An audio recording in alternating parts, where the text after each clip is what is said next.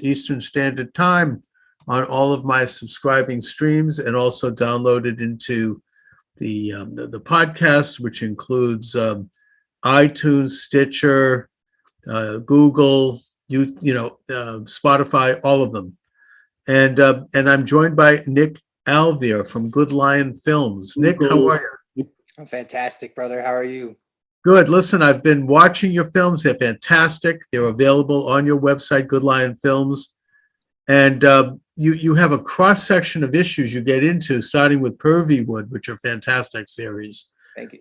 And I want to talk, though, about one that I kind of came out of left field for me, and that is whether or not Paul McCartney is dead. Yeah. And I've always, first of all, I've always loved the Beatles, and I love their music, and I've loved their image in a way. Their personalities are fascinating to me, particularly John Lennon. And I grew up with that. I remember the hysteria around that, which always made me wonder what the hell was going on. But I want to touch on that. But when I ran for Congress in 2004, just briefly, I had written an article about the Beatles, where I basically questioned whether, the whole business of their fans operating in a way that was not normal. It was like almost an international hysteria, and what might have been behind that. And I also noted that in spite of the fact that they're great musicians and all of that, they had glamorized drug use amongst people, and that I personally knew people who had died and who were very badly affected by that because they thought it was cool and they thought it was a great idea. And this article was picked up by a reporter at the Patriot Ledger, which is a local paper here in Boston. And he just absolutely viciously attacked me. How could I be criticizing the Beatles? Oh my God. Like I was some kind of a crazed nut for writing this article. And so, your film is very topical in that it does raise some questions about perhaps an element or an aspect of the Beatles that is not commonly discussed.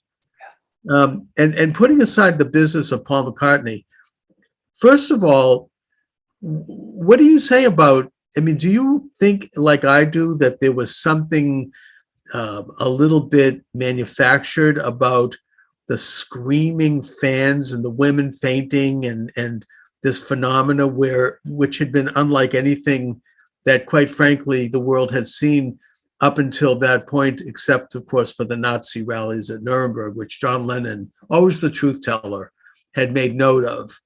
What do you think was going on with that? It seems like what we have here is a Tavistock Institute plan on infiltrating a generation and planting seeds of how they could, how to think.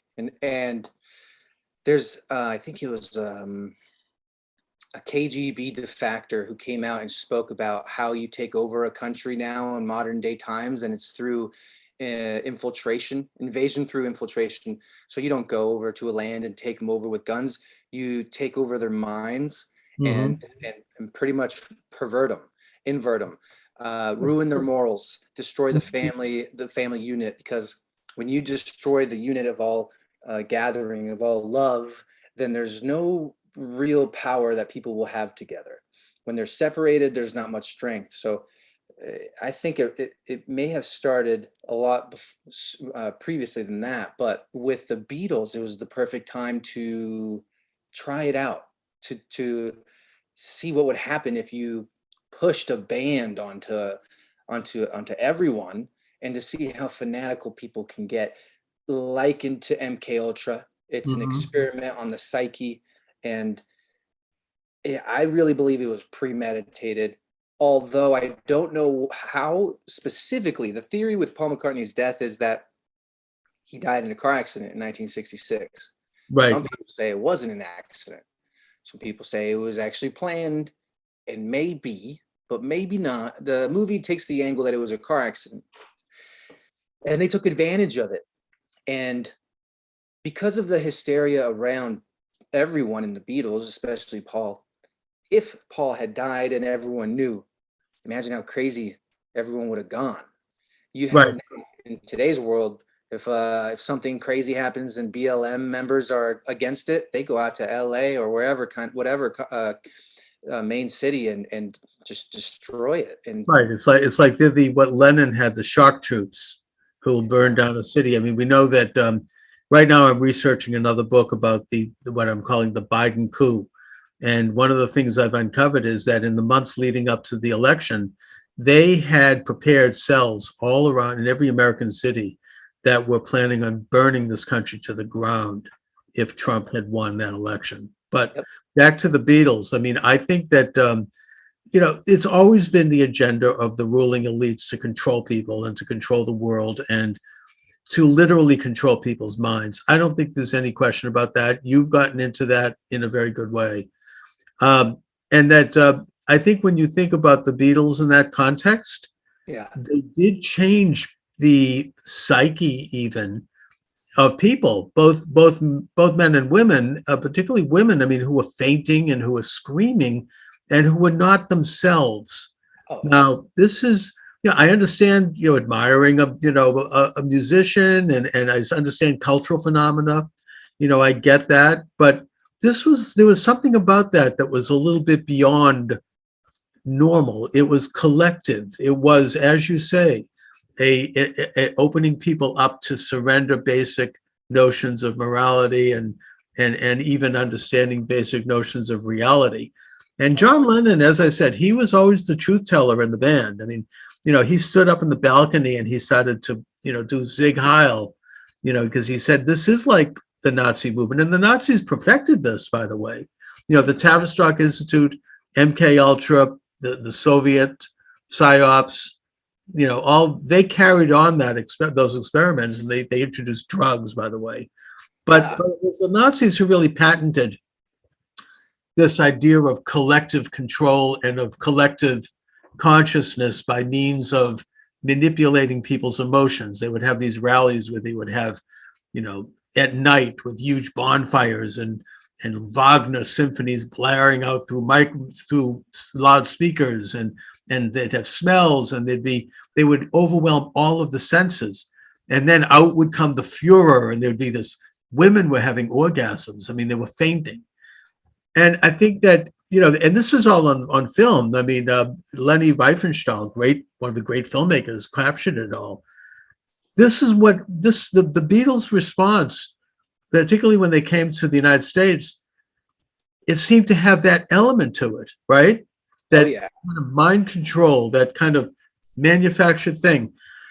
Now, Nick, you say that the Tavistock Institute, which was one of these psychological centers that was experimenting, quite frankly, with manipulating the human mind. Were they literally involved here? I mean, did the Beatles meet with them? Did the Beatles know what was going on with that? I think from the research, and to add actually what you were bringing up with hysteria, most people don't realize, similar to Michael Jackson, how you had people fainting when they'd see him. The women waiting for the Beatles just to come by, not to play, just to come by. Security guards would talk about they would piss themselves and even shit themselves, and there would be a river of pee on the ground. Amazing. To have that kind of control. And is there some external factor being applied here, or was it just a mastered technique? I don't know. But when Paul died in the accident, that there was a scurry to figure out what to do, and he blew his mind out in a car. Exactly. So when this happened, I mean, when you watch the movie and everyone didn't know that the lights had changed. Yeah, he didn't know. A crowd of people stood and stared. They thought they'd seen his face before, right? Maybe he was a member of the House of Lords. Wow. I mean, we know how Lennon would let the cat out of the bag. Now, again, I'm not here to say this definitively. Yeah. But there is some interesting clues that the Beatles themselves continued to drop that indicated that on September 11th, 1966, Paul McCartney, as you say in your video, after he'd had a fight with the man, he was at the studio, he had an argument with George Martin, the producer, Yeah. and he stormed out. He got in his car and he got into an accident where he was killed. He was beheaded. Yeah, And exactly. that there was this kind of decision to cover it up. Now, again, I'm not saying we can't know this is absolutely true, but it does seem to be coincidences that point in that direction. Oh yeah. And I used to think when I first heard this theory, and there's plenty of people out there who are just hearing this theory for the first time right now, I thought it was crazy. And I thought, let me look into this. This is crazy. This is stupid, because I love the Beatles. Beatles were the first band I fell in love with when I was a teenager. Yeah. It was when I started smoking weed. And it was just a beautiful Which chemistry. he continued apparently in the Capitol Rotunda. But Which I did at the Capitol Rotunda. And so, wait, where was I? With you were saying with the Beatles. Oh yeah. Shocked to see this stuff. I didn't believe it, so I started doing some research, and that's when I found there was a source of research that showed all the leaks and different times throughout the Beatles' career and their partners, how they knew and how they accidentally leaked, and all the times that who we call now Paul, because he's the fake Paul, Right. all the times that he's shown himself to not be the real Paul. And I think the biggest factor of it all is it's September 11th. We know that's a cabal date to do things. That's when the Right. Chilean government was overtaken in 73. That's when 9/11 happened, 2001. But with... by the way, let me just digress slightly. There's a history to that goes way back. I mean, September the 11th was the day that Louis IX of France burned something like 200 copies of the Talmud. On the grounds of the Chateau de Ville, which is on the banks of the Seine in Paris. And there were other things that happened on that day. Anyway, go on. Yeah, well, that's cool to know. And Right. What ends up happening is, okay, so it's September 11th, 1966. What happens a month after? Because the Beatles, they stopped doing shows for this month. How come? Well, they didn't have Paul. They had to find a replacement. And there are a few theories. One is that they did a lookalike contest so that they could find someone to replace. That may have very well been the case. They found someone who looked like him, but it wasn't passing right away. Right when they came onto the scene, it was they all started to dress differently after that. The Beatles, before this supposed Paul dying, they all dressed the same way. They all had the same haircut. Mm-hmm. And then they come back from this event where John went to India, George as well. I think Ringo went with somewhere else. They all came back, and when they made their public appearance again, they were all hippied out. They were all dressed in multiple colors, and they all had their own fits and style. And people noticed that Paul had a mustache, and even at shows, people were very curious because they too felt that it wasn't Paul. He was playing a different position. The guitar was now, I think, a left as opposed to right. And even down to the playing style, there are some differences. And on the first interview that Paul comes out, he pushes a morale that is absolutely the Summer of Love morale. It's like, it's okay if you do drugs, you can do whatever you want. Do whatever you want, so long as you don't hurt anybody. It's very close to the Luciferian principles. Right. Mm-hmm. And that was the first interview coming back. I feel bad looking back now because I am truly convinced after making this movie, I feel bad for the Beatles because they had to keep in the biggest secret ever. And that's right. And they brought it. I mean, they brought it right in the case of Lennon and Harrison. They brought that to the grave. Yeah. This is true. Again, I'm not 100% in it, but it's we're theorizing here. We're theorizing, and this film is probably one of the most that feels like I'm trying to convince people just from there's so much evidence, but it is a theory. Keep that in mind, and be open to. You're gonna trip out when you watch this film, guys. It's on goodlion.tv. The one of the biggest shockers that I think is when George Harrison's wife calls fake Paul Billy Shields. Billy Shields from the Sgt. Pepper's, right? Introducing Billy Shields. Or Billy, that's right. Is it Shields or Shields? Yeah. Billy Shears. Yeah, Shears. And that you say his real name is William Campbell or William Shepard. Yep. Now, this is an incredible detail. So let's just take a look at the thing here. So there was, according to this theory, there was an accident on September the 11th, 1966, in which Paul McCartney was killed. I mean, how could they have done this in a way that was so under wraps? And who decided to do this? And how did this?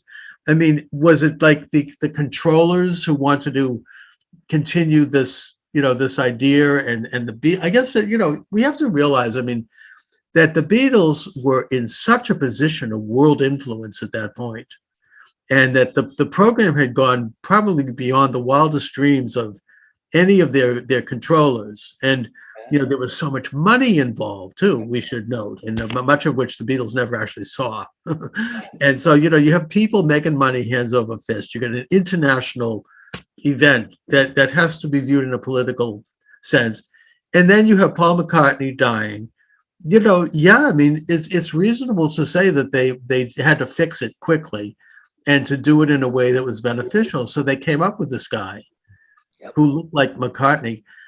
I want to talk a little bit. I want to bear down a little bit on the actual technical of this.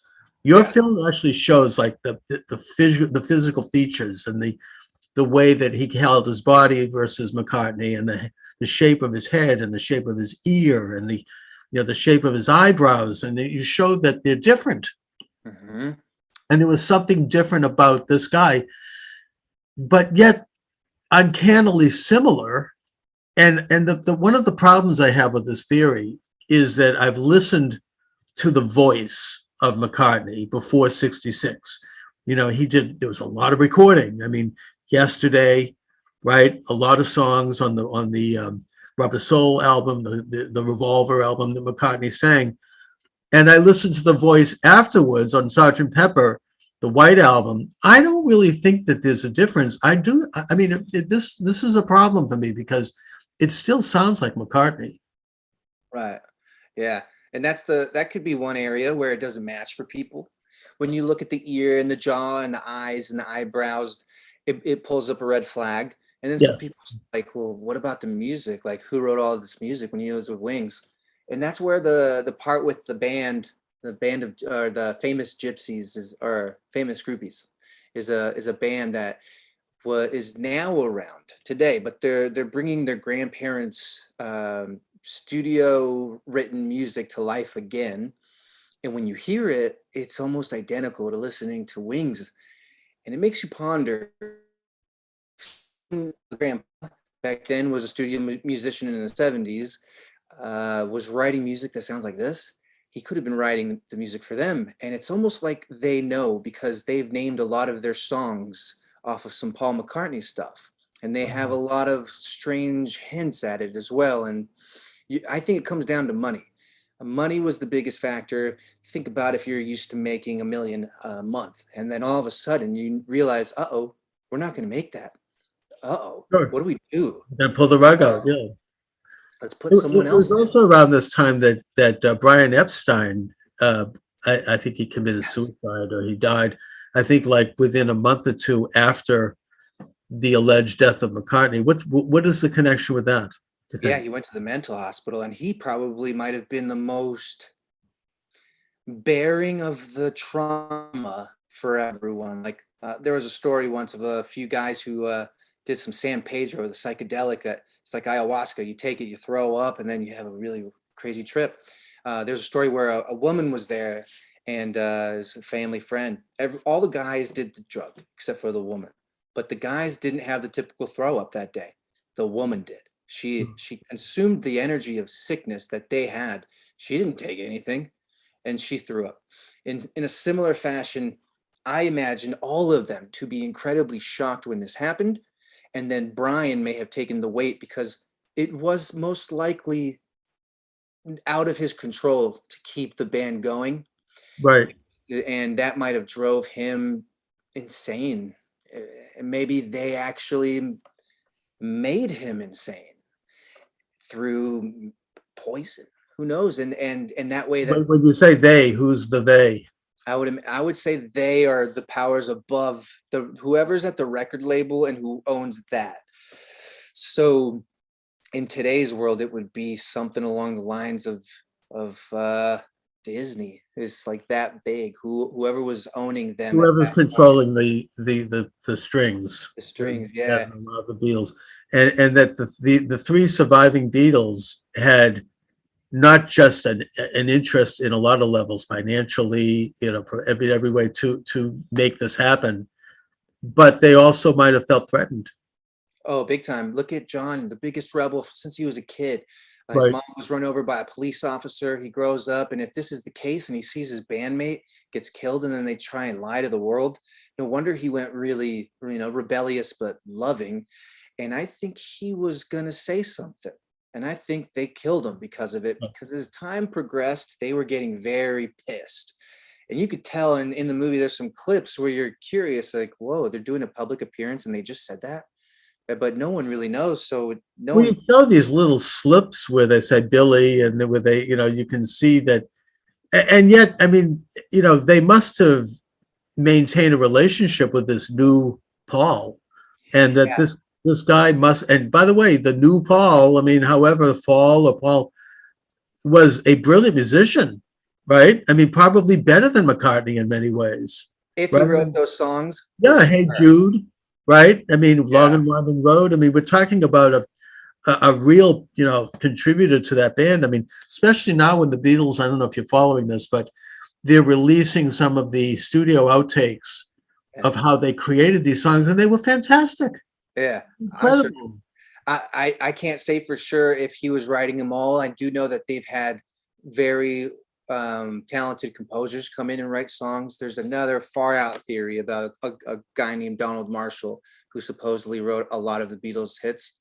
Okay. That's a whole theory in its own territory that some people might not touch, but it's entertaining to observe. Supposedly he's a clone who has written these. And for people who aren't really well versed in this out of Right. thought, that might sound just completely crazy. So No, but I mean, we could take a look at, we could dissect. It was a big subject, maybe for a separate show, but we could dissect some of the songs and some of the messages and the meaning in those songs. yeah, But even so, the Paul McCartney of today is a great musician. I mean, he sings well, he plays well. I mean, he's a very solid, competent guy. yeah, they found a decent replacement if that's the case, and they had to make sure he was a musician. But there are some playing differences. Like Paul McCartney didn't need to look down at his fingers when he was playing. He played them so many times in those bars That's that right. he didn't have to. And then when the replacement came in, you could tell he was looking down a lot, and people were kind of like picking that up. And there's that one record, I think it's Revolution, or no, the White Album, number Right. 9, Revolution number 9. If you play it backwards, this is when the public started to pick up on this theory. I think it was 1969. I buried Paul. Yeah, what's that? I buried Paul. Yeah, or Paul's a dead man. Yeah. And there's all these little hints. I mean, the Abbey Road, they show them the four of them walking across the famous street, and you see Paul McCartney dressed as a corpse with bare feet. Lennon is dressed as a minister. Harrison's dressed as a gravedigger, and Ringo Starr is dressed as kind of an attendee at a funeral. It's crazy, right? And then Yeah. I just looked at the Sgt. Pepper's cover, and what I find interesting is Paul, I believe, is looking straight at the camera, and then you have John, almost like intimidating, looking right at his face, almost like telling all of us to look right at him and pay attention. It's kind of crazy. And then, of course, since we're talking on the Sgt. Pepper cover, you have like this mafia figure holding his hand over McCartney's head. I don't know if you saw that. I mean, it's like a symbol. So much in that. He's like a marked man, and there's, I mean, they're actually in in 1969. I think the famous lawyer F. Lee Bailey, who I interviewed on the show before he died on another subject. We talked about his defense of O.J. Simpson, but he did a TV special on whether or not Paul McCartney was dead. Wow. Yeah, I mean, I don't know if it's something we could get now, but he went over some of these things and some of these hints, and he really like dug into it. That's pretty damn sweet. Yeah, because there's a lot of clues, and there was a famous radio phone call. Someone called in and said, "Hey, when I play this backwards, it says Paul is dead. Paul is a dead man. And Yeah. the radio guys were like, what? All right, let's give it a shot. And then the public was kind of thinking, hey, and I mean, let's say let's say John was pissed and had his friend call in. We wouldn't have known. We wouldn't have known if that was his friend dropping that. But that is what sprinkled it into the psyche of the collective. And some people started to question it. And I think personally, I think everyone in the music industry knows. I think there's like a range of secrets in the industry that a lot of people know and don't say anything about because everyone has blackmail on everybody. And I think Michael Jackson knew, of course. And I believe that's the reason this is connected to how he died, because why would Michael tell Paul that he was going to buy his collection? And did. And then he did. And I think it's because he knew he wasn't talking to Paul. He knew he was talking to the fake Paul, and he challenged him at it. He bought it. I don't remember how much. Could have been somewhere between 200 to 300 million, which is a catalog of many hits, not just Paul's. No, it's a Larry McCartney catalog. I mean, that's gold. I mean, that's it's like 1.5 billion now. That's like owning Fort Knox. Michael owned it, and then Michael's life started to get threatened. He was made to look like a pedophile. LaToya Jackson, his sister, was talking about how Michael would call and say they're trying to kill me. Yeah. They want my catalog. And then when Michael does die, they get his catalog. Who gets his catalog? Sony. They finally got it. And now Sony's John Lennon died, by the way. I mean, there was some issues around that. I mean, there was questions about the doorman had been like paid off by somebody. He was like involved with Watergate or some business there. And that basically, this is the other factor when a major star like that is killed. And I would say the same thing for Prince, that the catalog shoots through the roof. People make hundreds of millions of dollars. It's sort of, it works in a way like in the art world. If a great artist dies, there's a commodity that is limited and the value goes up. Picasso. I mean, you could look at probably in history, anybody who creates something of tangible, an object of art or a song with a copyright or something, that's a property, and the value of that can shoot through the roof if there's a scarcity.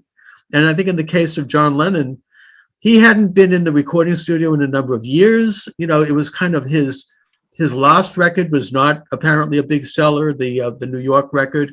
And, he was kind of on the wane, and all of a sudden he comes back with the studio album, The Double Fantasy, and he's murdered. The record went through the roof. Now, I'm not saying who might have been behind that, but the financial side of it should be considered. I think so. That's usually when they come after you in any kind of scenario. I remember learning when I was I say hiding out, but most people might not know, but I was at the January 6th. I was under the Capitol Rotunda. I lit up a couple doobies. I went to jail for 45 days. Trump is 45.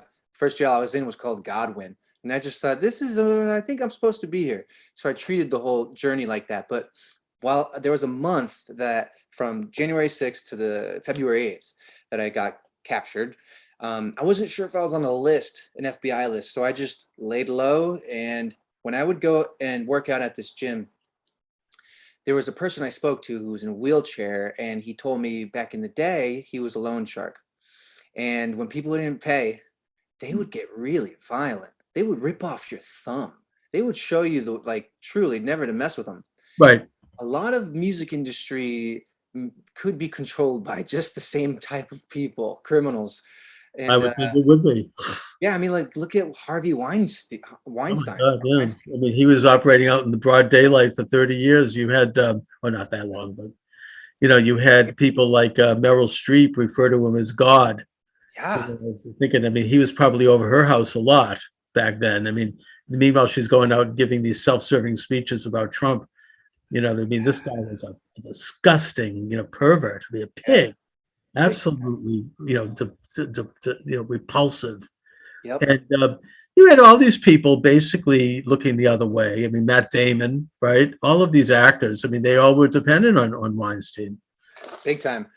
And it's good what's happened. It's created a ripple effect. More and more people are feeling comfortable coming out. although there's still so much yet to see. There's still so much yet to see. And I hope one day, in regards to the Beatles, that Ringo's the last standing person. And what about McCartney's family? He had a brother, oh my right? gosh, good point. His What ex-wife. did his brother ever say anything? What about, I mean, I know he wasn't married at the time. No, the brother, I'm not. Oh, yeah. There's something about the brother there. Yeah, you mentioned him briefly in the film, and Yeah. he had like, I think his father was alive. I mean, he had like a family. I mean, were these people all like, I mean, it could have been like Vince Foster's family. Let's not go there. But the point is that, Yeah. there could have been a financial reason why they just sort of went along with it. Or I don't know. I don't know how that works.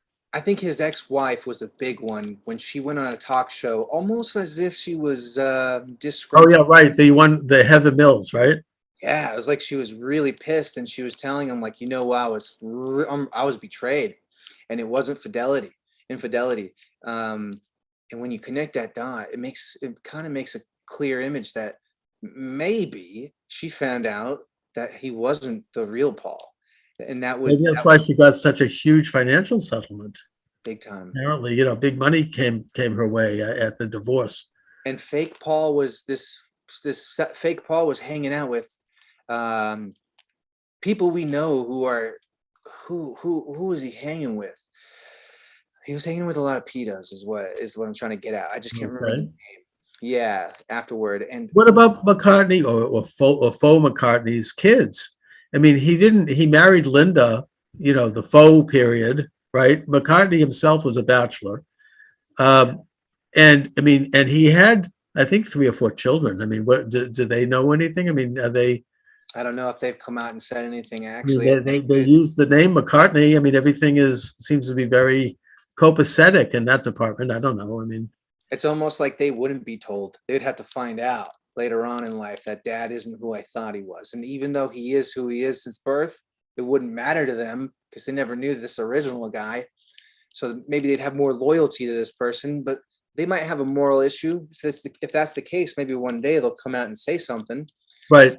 But they're probably afraid, and they probably made the John Lennon killing a lesson. And also George Harrison was attacked. He was in his home. I mean, some guy came near death. He was stabbed. Yeah. That, and Harrison was another guy who might have been tired of a deception. I mean, he was a truth teller. He didn't. He wasn't somebody who minced words.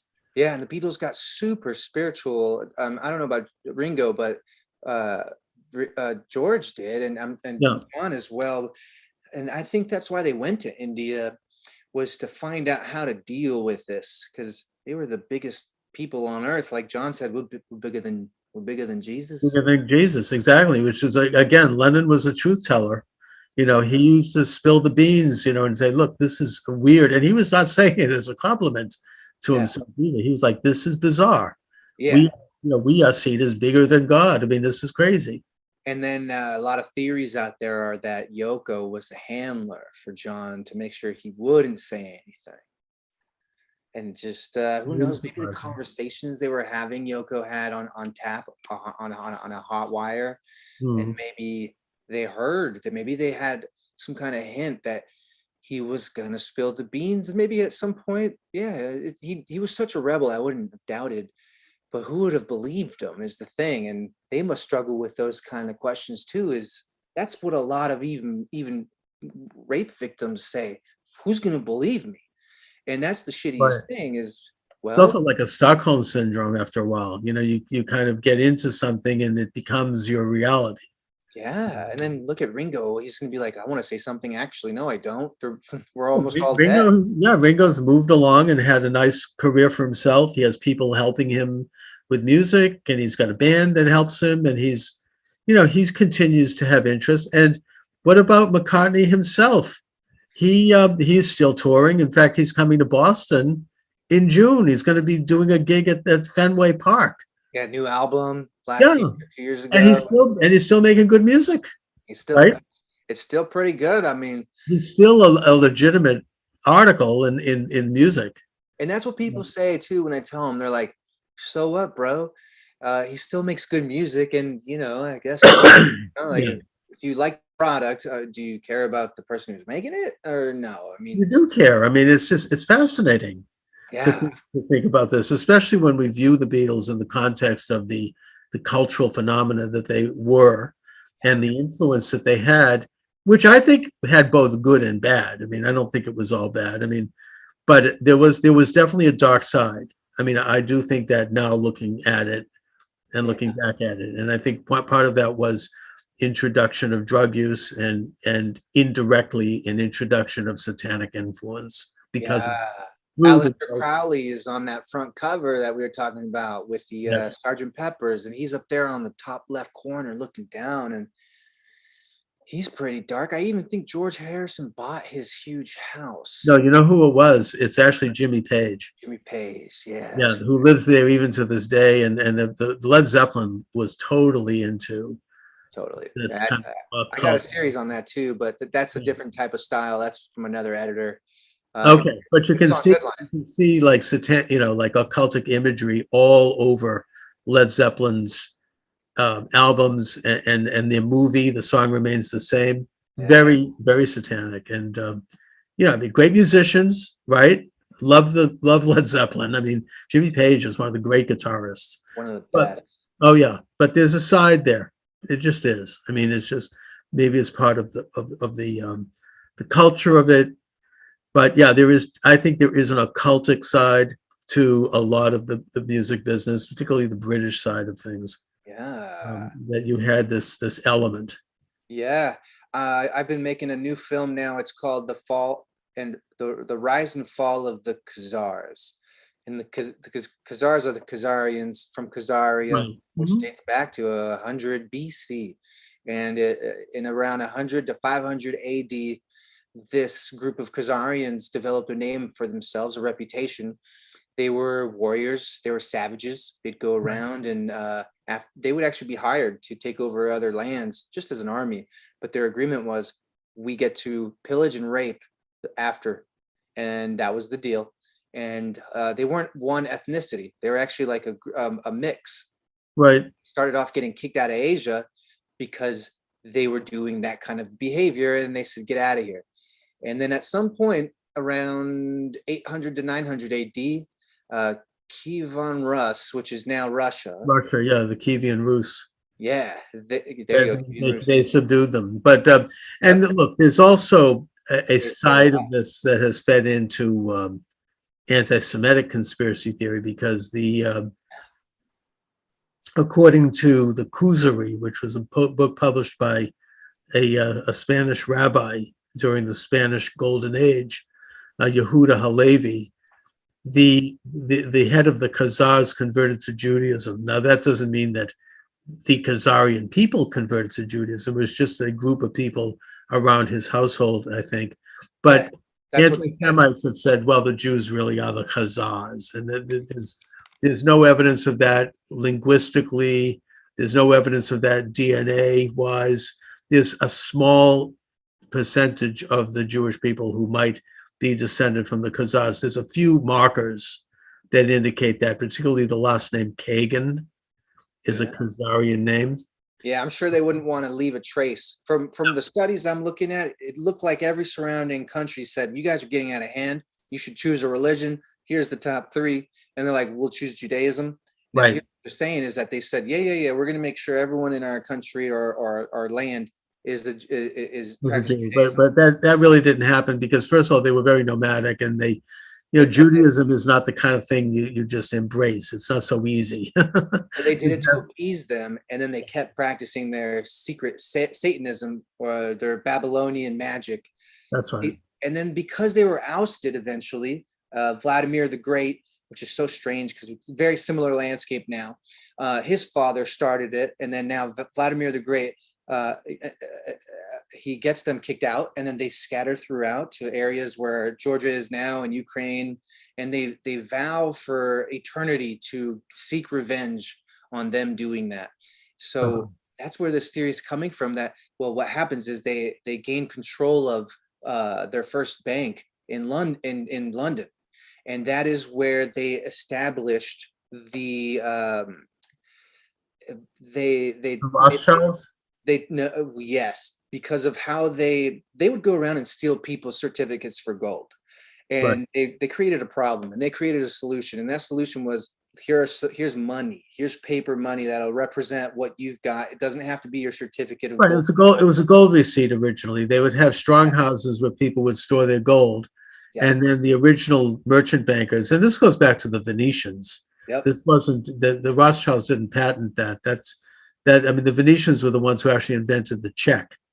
And Right. they would give like receipts in trade so that their merchants could then, and they also invented insurance. Yep. But a lot of that sort of infrastructure started to emerge where you had private banking houses. A lot of them were actually Italians. And they were printing money. They That's were. when The they founder of Bank gained of America, power. Yes. an Italian family. But and there were German bankers too, like the Fuggers.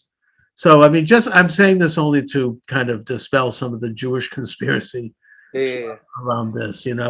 Yes, the Rothschilds have a Jewish background. I mean, they're, so that's true, and they are one of the players, and they are big players. But there's a lot of people involved in the kind of international private banking world that it doesn't really matter whether they observe the Sabbath on a Saturday or on a Sunday. Exactly. People are not religious people. I mean, they're involved with stuff that's both good and bad. I mean, look, investment has led to the building of great infrastructure in the world, but there's a dark side to it, like anything else. Yeah, and I don't think it's the Jews. I think the Khazarians were forced to choose, and then it sucks that they chose Judaism, because then they could do whatever they wanted and blame it on Jews. And that's what we've seen. I think it was that they did not want to be part of either the Christian or the Muslim empires at the time. They wanted to be separate. Yeah, for what reason, I have no idea. Right. I mean, who knows? And a lot of the stuff around that's legendary anyways. There's no hard proof of it. 2,000 years ago. All we know is back then they were killing babies, drinking blood, doing the rituals that we know, the cabal and the Clintons and the type of people that we're studying now. Let's not get into names. We're live on YouTube here. Oh shit. I want to be careful. Yeah. But we should do, Nick, you and I should do a show on my Rumble station exclusively. Yeah, because we could say anything. Because then we could say anything, and we could get into some of that type of speculation, which, by the way, without getting specific here, is a perfectly legitimate line of inquiry and of research. If we had truly in this country an independent media, they would delve into some of those questions, because that's just corruption. I mean, there were two very legitimate reporters, and I'm going to name them by name, and they're not conservative people either. I mean, they were trained, that being Liz Crokin and Ben Swan. I love this one. I knew you're going to say him. Yeah. Both of whom worked for, I think, CBS. I mean, and they both, thought that as reporters and as investigators, that was their job, to look into these issues, and they did it, and they have been blackballed and vilified ever since. So I don't want to go into the aspects of their research. I actually have reached out to both of them and asked them to come on my show, and we'll see. But it's just interesting that how our media now is so controlled, and it's not independent. They don't do those kind of research projects. I mean, they did maybe 100 years ago. We could take a look at Upton Sinclair and his exposure of the meatpacking industry, which led to huge reform. But now you can't do those things. There's nobody investigating. And I would argue, and I'm getting into this in my new book, which will be coming out probably in a couple of weeks, that the one of the ultimate proofs of the controlled media now was the takedown of Trump. But we won't go there either. Anyway, Nick, so what do you have coming up in terms of new documentaries? And you do an incredible job. I really urge people to check out your movies. They're well produced. They're very entertaining and informative. You've got music, you've got narration, you've got picture, video, and you do a very, very solid job. You're doing what reporters should be doing. This is what journalists are supposed to do. There's very few of them out there right now. James O'Keefe comes to mind Love as a James pretty good O'Keefe. guy. Yeah, but Yeah, there's I like to approach it with a question mark as opposed to an exclamation, because some people in the world now will just tell you and think they're 100% correct. Some theories I'm very passionate about, so it may come off as I completely believe in it, like the Paul is Dead movie, which is on the front page, dead center. If you just scroll down, you'll see all the Beatles. But a lot of them are question marks, wondering about X, Y, and Z, specific people, what they do and what it means. But the next movie I have is attempting to explain what's going on today with the landscape in Russia or in Eastern Europe with Russia and Ukraine, because it seems like a pattern of Russia assisting the US. And I show that throughout the from starting from the Khazarian time all the way up until today. Excuse me. I blend that all in to bring sense into what's happening in the chaos today, because it may very well be that Trump is still president, and there's a lot of things out there. Let's be careful. Let's be careful with that. Yeah, no, I won't. I've read the terms on YouTube and what gets us kicked off. I'd say that. I do podcasts every day. But yeah, nothing about votes can be said here. But what I mean is the preservation of our government had to go through a few steps that can't be out there. It's not something that government operations can't be known, or else it's going to spoil it. So there's. Well, let's just say that Trump, I think, will once again be president and will serve a third term in 2024. But why don't we leave it at that? As far as as far as Russia and Ukraine, it's not quite so black and white as people think. It's very complex, and we have to be concerned right now that we are moving toward a nuclear war. We are moving toward a World War III. I don't think that that's far-fetched. If you look at the way World War I was triggered, some minor incident where the Archduke of Austria was assassinated, and that led to a snowballing, like the rocks started rolling down the mountain, and then nobody could control it anymore. There could be an event like that, some little trigger that will start that kind of ball rolling. And now we're talking about nuclear power, and Russia has an enormous nuclear arsenal that they could employ. So it bothers me that every American administration, starting with Truman, has avoided too much of a war stance with Russia. There's what was called mutually assured destruction. Now, all of a sudden, that seems to be out the window with the present regime, which I think is a puppet of the deep state. I'm not going to deny, I'm not going to avoid saying that. And they seem to be waving a saber at Russia and actually goading them and threatening them and even begging them to launch a war. And this is really a dangerous time. Yeah, the Ukraine seems to be a deep state bed, and now that you're seeing all the people that the names we can't say are all on that side, and they're all on that payroll, I might add. Payroll, and a lot of money has flushed through that. It's a very corrupt country, and it's happened on both sides. I'm trying to get Paul Manafort on the show.